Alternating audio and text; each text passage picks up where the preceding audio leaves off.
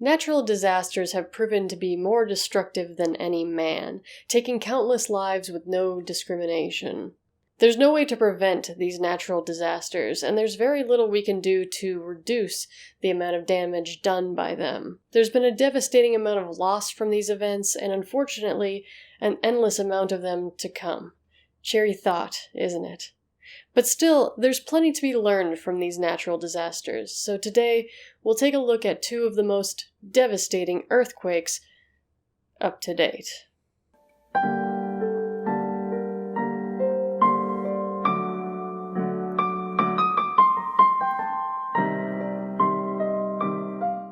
San Francisco had experienced earthquakes in the past, dating as far back as 1864, 1898, and 1900, but nothing compared to the event of 1906. At 5:12 on April 18th, the sound of 10,000 lions rose up from the ground, and the entire city shook and trembled.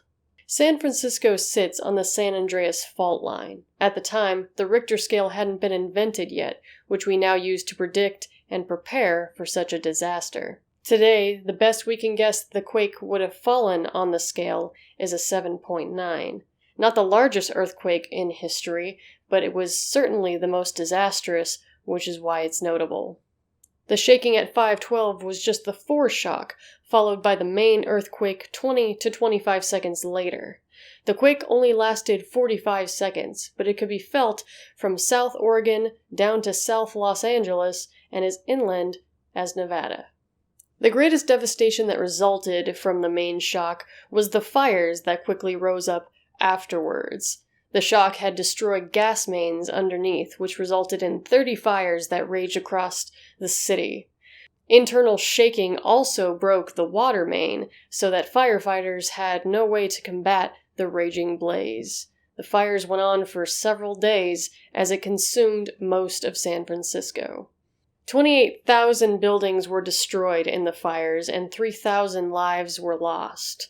By the end of it all, 250,000 San Francisco residents were left homeless, and the damages calculated to be about $500 million. Over 2 years later, after the city had started to recover, refugee camps were still in place. On May 22, 1960, the most powerful earthquake struck the southern coast of Chile. At about 3:11 p.m., the 9.5 magnitude quake struck about 100 miles off the coast, parallel to the city of Valdivia. A warning quake even showed up a day before, still a large magnitude of 8.1, causing major destruction to the city of Concepcion. Many Chilean cities sustained significant damage from the main earthquake, including the city of Puerto Montt, which had notable sinkage, as well as Valdivia, where half of its buildings were rendered uninhabitable. Much like San Francisco, however, a lot of the lives lost were not caused by the quake itself, but the disaster that followed shortly after. 15 minutes after the quake, a tsunami raising up to 80 feet high hit the coastline of Chile.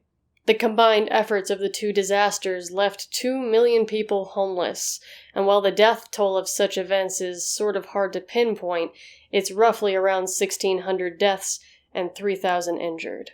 The tsunami was caused by an enormous seafloor shift, so major that 15 hours later, the Hawaiian coastline, 62,000 miles away, was still receiving 35-foot waves in some places. These waves caused millions of dollars in damage at the Helio Bay in the main Hawaii Islands, as well as losing the lives of around 61 people.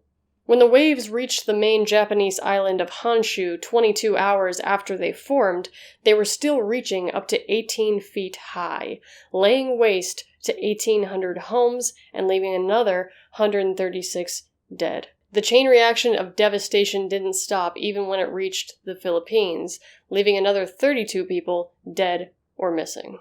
Finally, the west coast of the U.S. was still seeing 5.5-foot tall waves, damaging boats and docks in Los Angeles, Long Beach, and San Diego. Still not enough bad luck and destruction for you?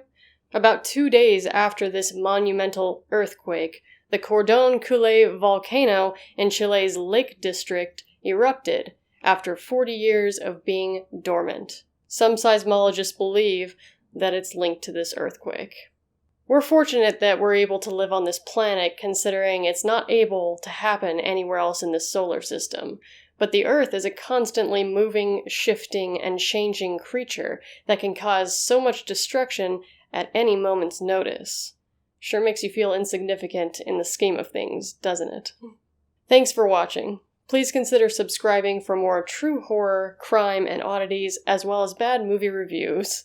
Game with me on Twitch, follow me on Twitter, and as always, be well.